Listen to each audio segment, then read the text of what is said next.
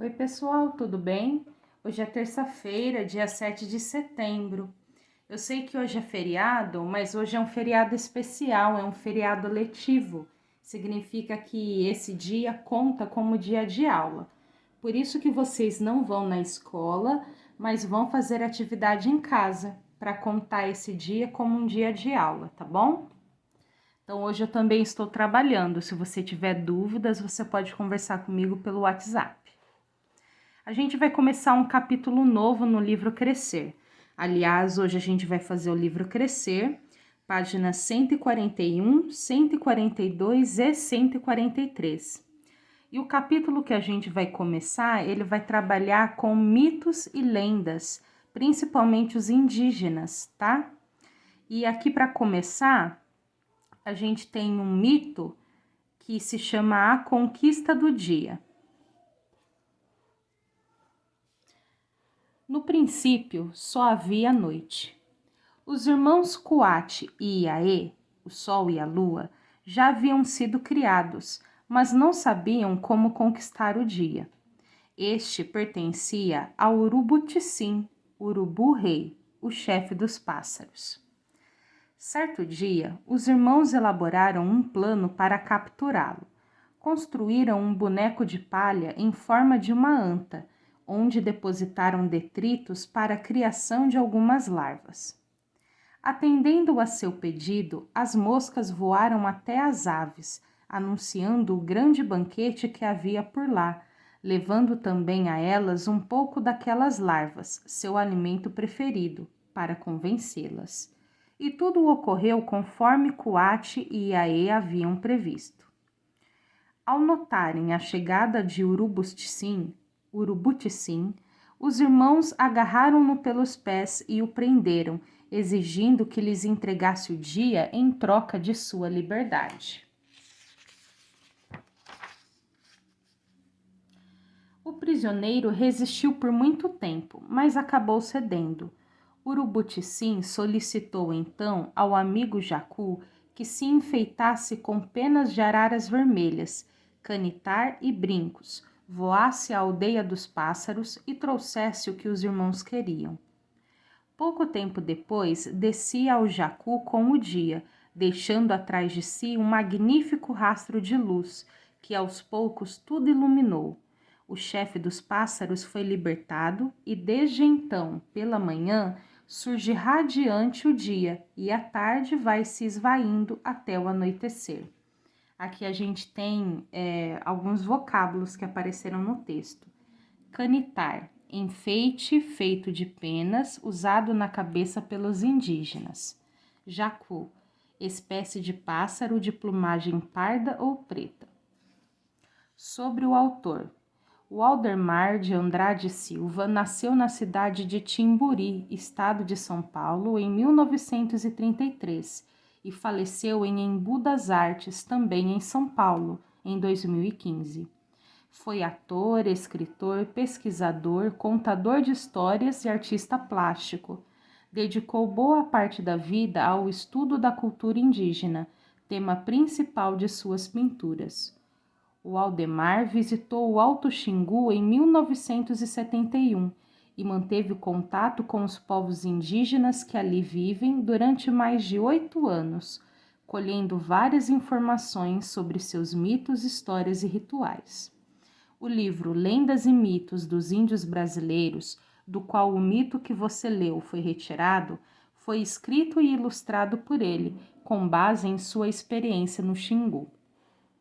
Para saber mais, Coate e Iaê. Coate e Iaê são os deuses Sol e Lua, respectivamente, na mitologia dos Camaiuará, ou ainda, como no dicionário, Camaiurá, da região do Alto Xingu, em Mato Grosso. Os Camaiuará são uma importante referência cultural dessa região, onde vivem povos que falam diferentes línguas, mas compartilham visões de mundo e modos de vida similares, além de rituais intergrupais como o Quarupi e o Jauari. Pescaria na Lagoa Ianampaú, que antecede o Quarupi e tem como objetivo coletar alimento para os convidados da festa. Aldeia Camaiuará, Parque do Xingu, Mato Grosso, 2014. Agora na página 143, estudo do texto. Releia a biografia de Waldemar de Andrade. Então vamos reler a biografia, que é essa parte aqui, sobre o autor.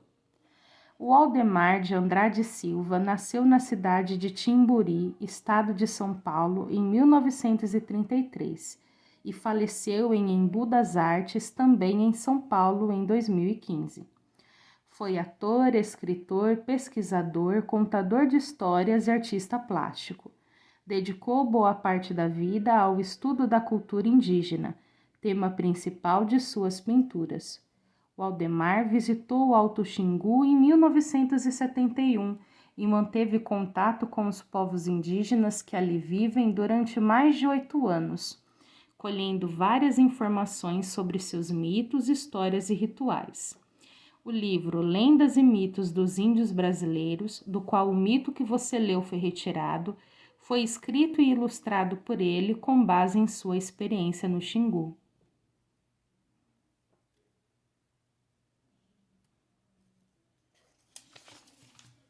A. Como ele conheceu os mitos indígenas? Ele conheceu quando ele esteve lá convivendo com os indígenas. Ele visitou os indígenas do Alto Xingu e manteve contato com eles. Também diz que ele viveu ali mais de 8 anos, colhendo informações e histórias. Então, como ele conheceu os mitos indígenas? Vivendo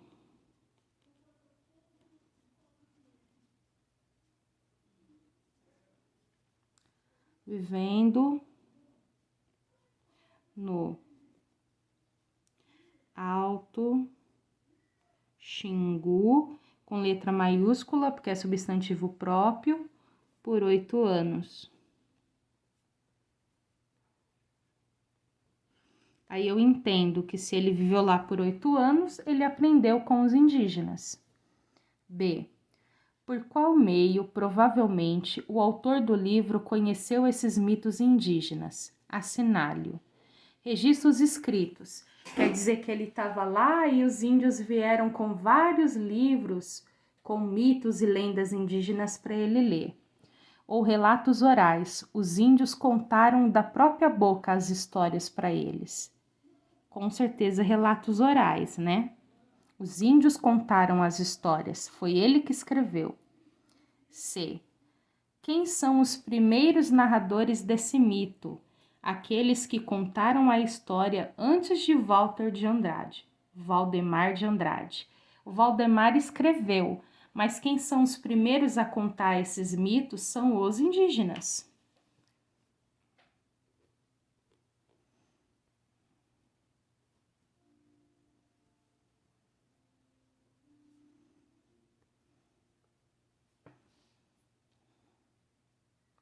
D.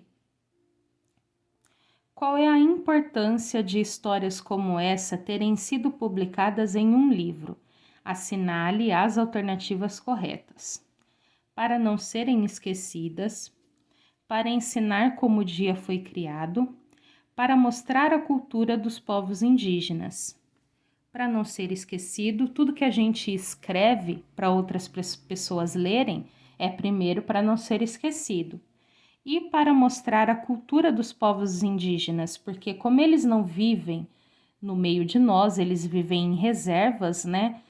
Se a gente não tiver contato com a cultura deles através dos escritos de alguns escritores, a gente fica sem conhecer.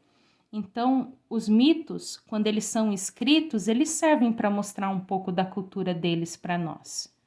Ensinar como o dia foi criado, não, porque o dia não foi criado dessa maneira, né? Essa é a explicação dos indígenas, mas não quer dizer que é verdade, tá bom? Um mito, ele não é verdadeiro, é uma história. 2. Releia estes trechos do texto e observe as expressões destacadas. No princípio, só havia noite. Certo dia, os irmãos elaboraram um plano para capturá-lo. A. O que as expressões destacadas indicam na história? No princípio e certo dia, elas indicam quando aconteceu, elas são indicativos de tempo.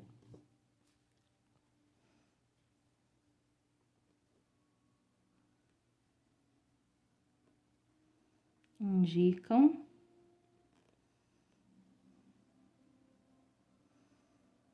quando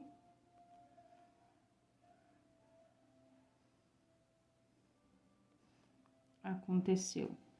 B.